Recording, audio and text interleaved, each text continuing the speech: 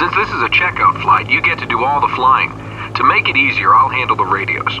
Let's get out of here before the lunchtime rush. Once we're airborne, I'll fill you in on where we'll go. Molokai ground, Mooney 123 Mike Sierra on the ramp with Lima. Ready to taxi northeast bound. Mooney 123 Mike Sierra, taxi to runway 5 via taxiway Alpha. Runway 5 via Alpha, 3 Mike Sierra. Okay, release the brakes and turn right onto taxiway Alpha.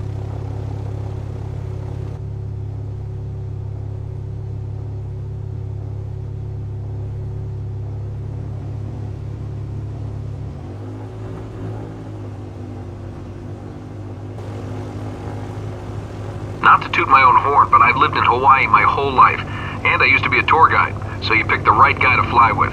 This should be a lot of fun. Hawaii's a beautiful place, and there's no better way to see it than from an airplane. By the way, this isn't a test. It's just a chance for you to get acquainted with the local area and procedures. After this flight, you'll be able to rent an airplane from us and fly on your own.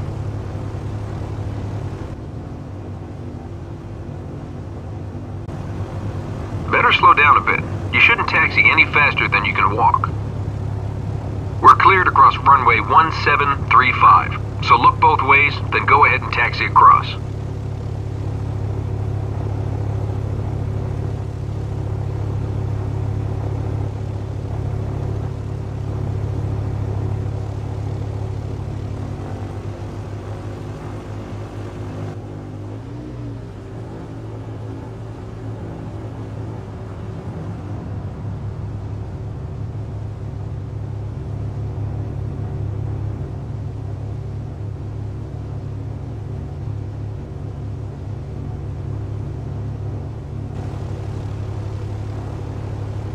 Okay, stop here and I'll get our takeoff clearance. Molokai Tower, Mooney 123 Mike Sierra, ready to go. Runway 5. Mooney 3 Mike Sierra, cleared for takeoff. Wind 049er at 7. Cleared for takeoff, 3 Mike Sierra. All set? Let's go flying. Take off and maintain runway heading. Rotate at about 65 knots in this airplane.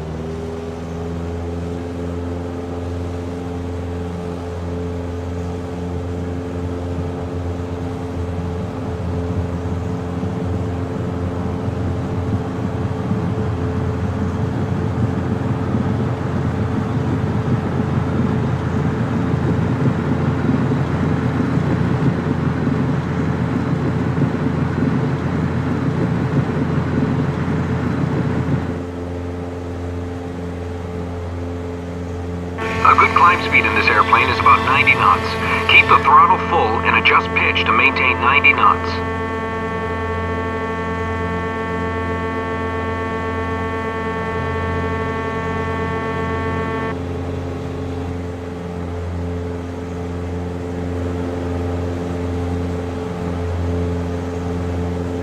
Nice takeoff. If you look at the GPS, you'll see that I've entered a flight plan to Hana on Maui. That's where we're headed. You don't have to fly that route. I'm in no rush, so feel free to explore along the way. There might be some whales in the channel between Molokai and Maui. You can fly wherever you want, and I'll tell you about some of the things we fly over. If I can make a suggestion, you might want to start by continuing offshore a bit, then following the north shore of Molokai to the east. You'll get a great view of some spectacular cliffs. Climb as high as you want. When you level off, don't forget to bring the power back.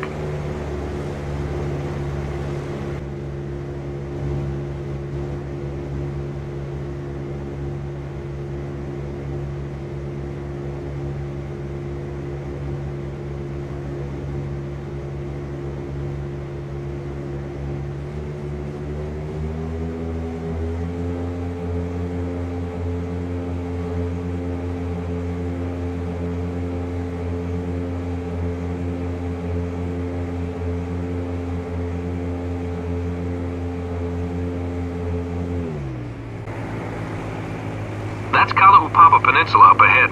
It has an interesting history. In 1873, a Belgian priest named Father Damien arrived to care for 600 sufferers of Hansen's disease who had been banished there. Today, the peninsula is a National Historical Park, and there's still a small settlement. The only access to the peninsula is by mule trail or airplane. That's Kalaupapa Airport on the point.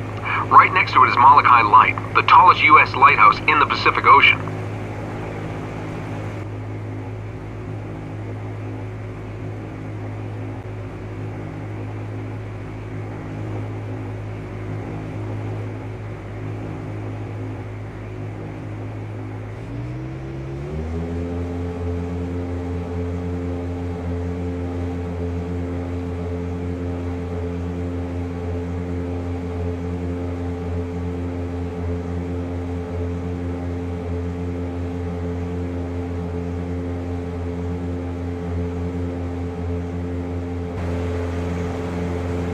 Along this coast are the highest sea cliffs in the world. The tallest ones are 3,600 feet above the water. There have been a lot of theories about the north shore of Molokai, but geologists now think that the cliffs were sculpted by waves. Whatever it was, the result is pretty spectacular, and you can't see it unless you're on a boat or on an airplane.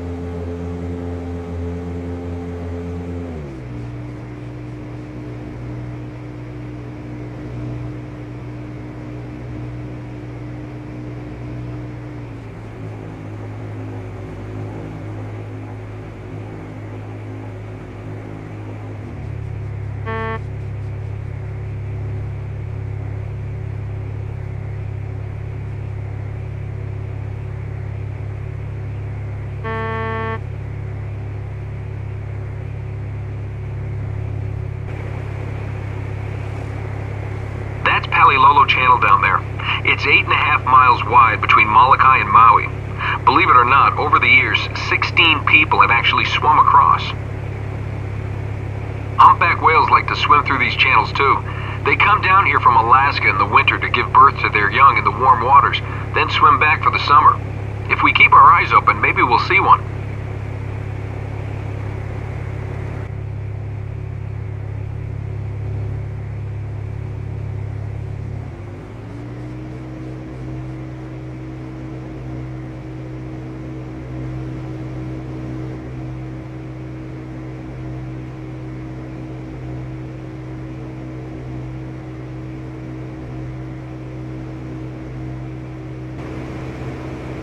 Maui is the state's second largest island.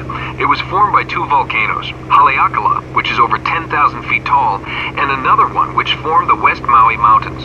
The valley between the mountains used to be underwater, but over time the valley floor rose to form Maui as it looks today. Some people say that if the polar ice caps melted, the valley would be underwater again. People on Maui like to say, Maui no Ka'oi. Maui is the best. Even from up here, you can see that it's a pretty special place.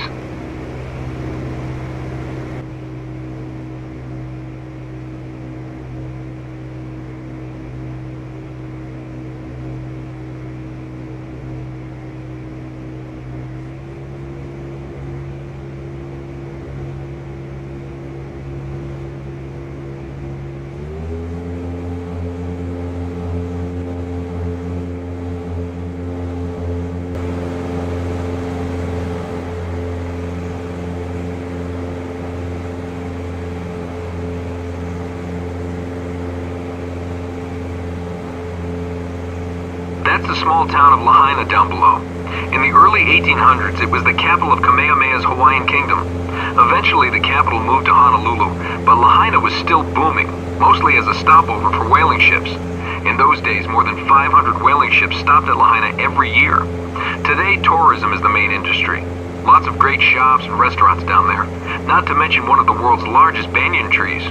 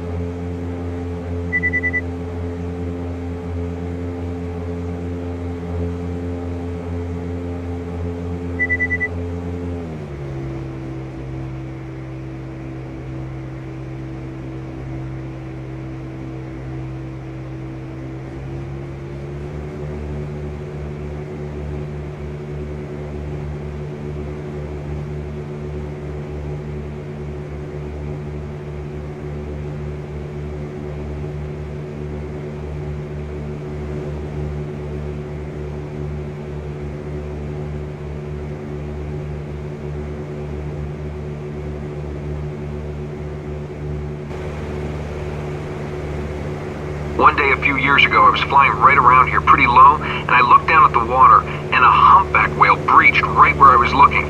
He jumped right out of the water as if he knew I was watching. To this day, it's one of the most amazing things I've ever seen.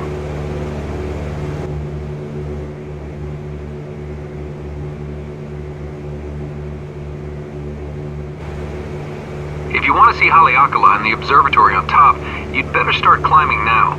The mountain tops out at 10,000 feet above sea level.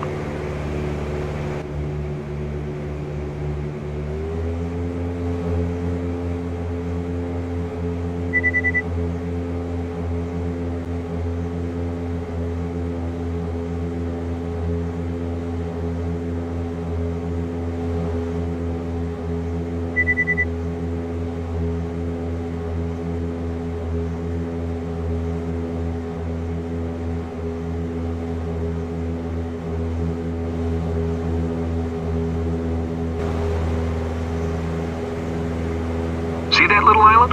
It's Molokini, the top of an extinct volcano. The crescent shape protects the reef from the elements, so it's one of Hawaii's most popular dive sites. There are about 250 different species of fish down there.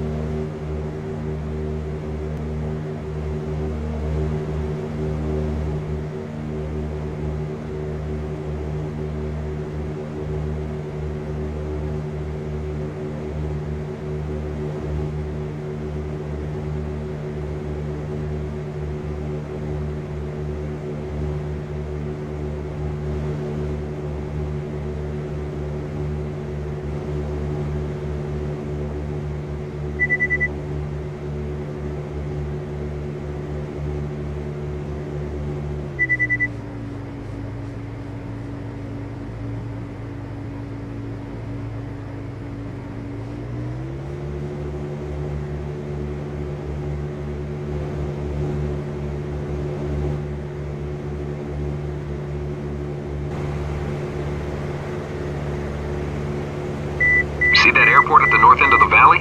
That's Kahului. Hundreds of tourists arrive there every day from all over the world. We could land there, but it's pretty busy with all the airliners. So let's just keep heading east to Hana.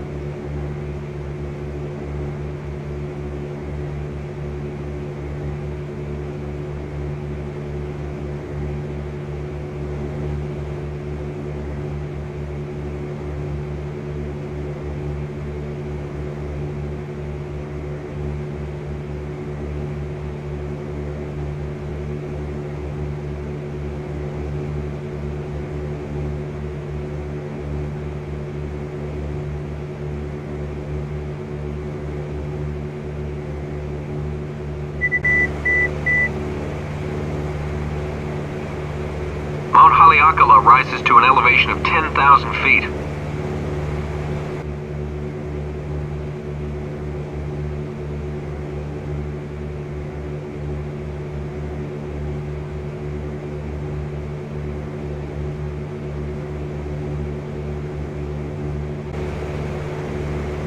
A long time ago, people believed the sun slept in the crater at night, so they called it Haleakala, or House of the Sun.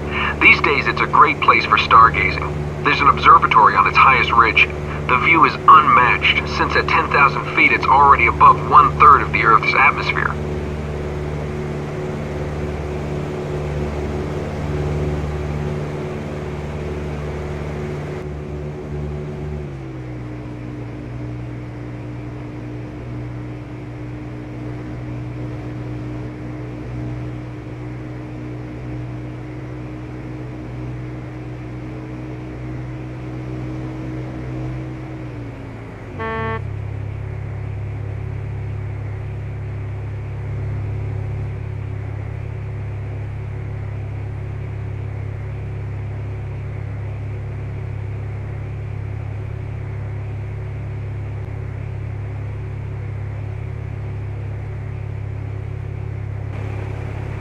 Highway from Kahului to Hana is right down there. It's 52 miles long, has 600 hairpin turns, and 56 one-lane bridges.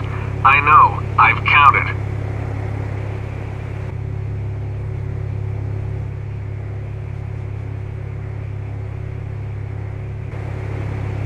To drive the highway takes almost 3 hours, which is why, unlike the rest of Maui, Hana has remained a pretty sleepy little town. We'll cover the same distance in about 15 minutes.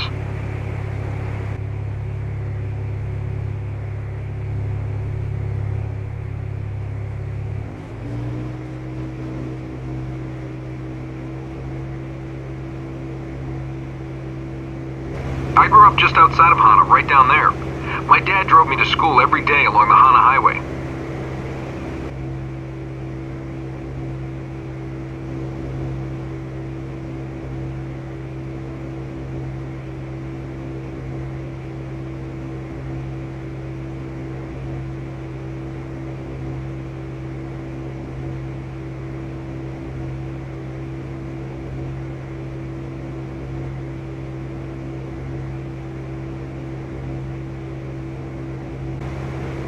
That's Hana Airport up ahead.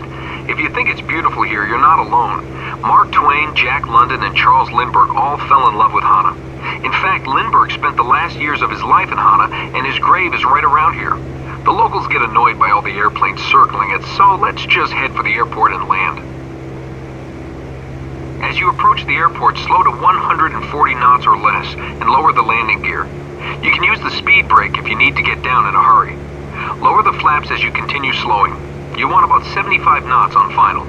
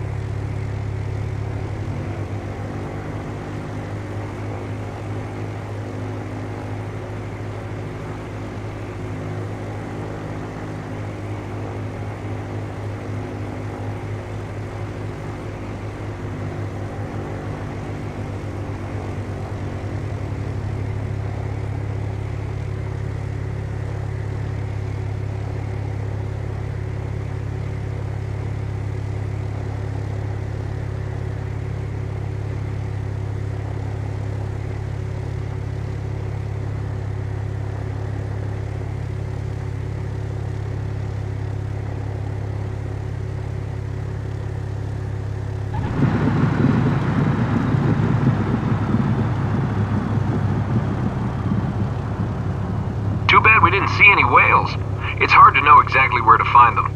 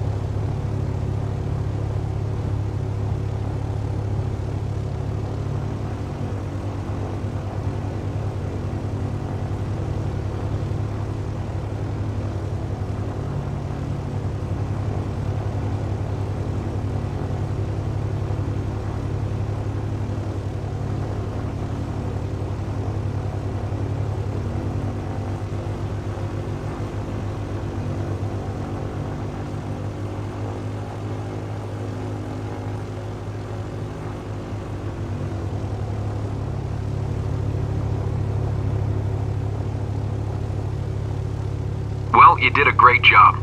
All checked out as far as I'm concerned. Let's grab a bite in town, then we'll head back to Molokai.